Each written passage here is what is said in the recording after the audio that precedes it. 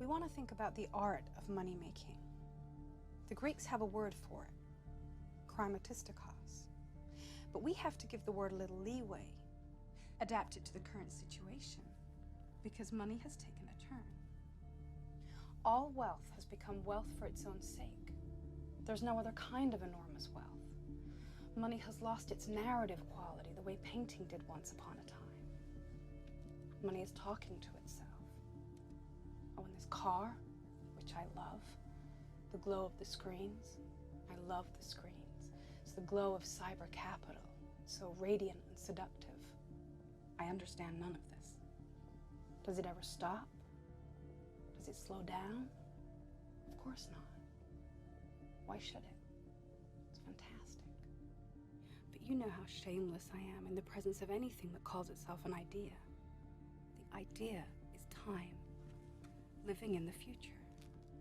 Look at those numbers running. Money makes time. It used to be the other way around. Clock time accelerated the rise of capitalism. People stopped thinking about eternity and they began to concentrate on hours, measurable hours, man hours, using labor more efficiently. It's cyber capital that creates the future. What is the measurement called a nanosecond? 10 to the minus ninth power. This is what? 1/1000th of a second. I understand none of it. But it tells me how rigorous we need to be in order to take adequate measure of the world around us. There are zeptoseconds. Good, I'm glad.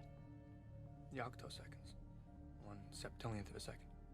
Because time is a corporate asset now. It belongs to the free market system. The present is harder to find. It is being sucked out of the world to make way for the future of uncontrolled markets and huge investment potential.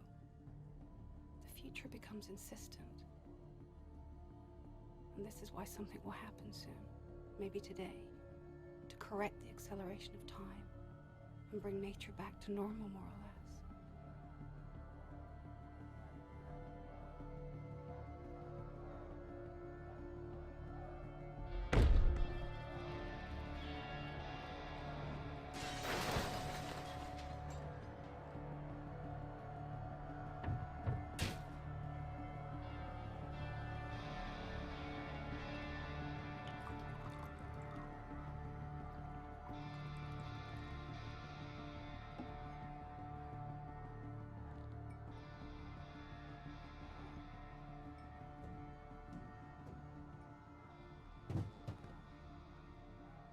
You have to understand, the more visionary the idea, the more people it leaves behind. This is what the protest is all about. Visions of technology and wealth, the force of cyber capital that will send people to the gutter to retch and die. What is the flaw of human rationality? What? It pretends not to see the horror and death at the end of the schemes it builds. This is a protest against the future. They want to hold off the future. They want to normalize it, keep it from overwhelming the present. The future is always a wholeness, a sameness. We're all tall and happy there. This is why the future fails. It can never be the cruel and happy place we want to make it. What would happen if they knew that the head of Packer Capital was in the car? We know what the anarchists have always said. Yes. Tell me. The urge to destroy is a creative urge. This is also a hallmark of capitalist thought, enforced destruction. Old industries have to be harshly eliminated, new markets have to be forcibly claimed, and old markets have to be re-exploited. Destroy the past, make the future.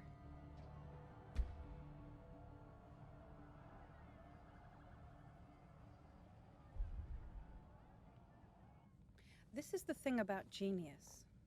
Genius alters the terms of its habitat. Technology is crucial to civilization. Why? Because it helps us to make our fate.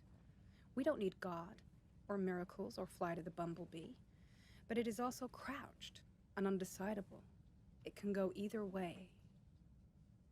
You've been talking about the future being impatient, pressing upon us. That was theory.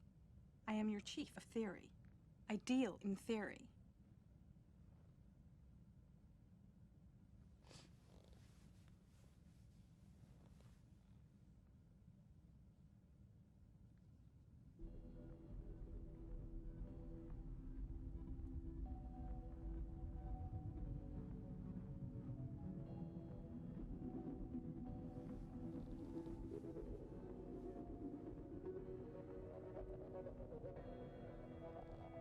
It's not original.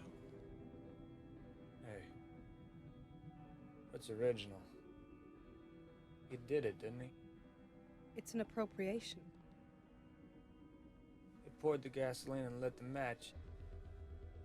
All those Vietnamese monks, one after another in all their lotus positions. Imagine the pain. Sit here, feel it. Immolating themselves endlessly. To say something. To make people think.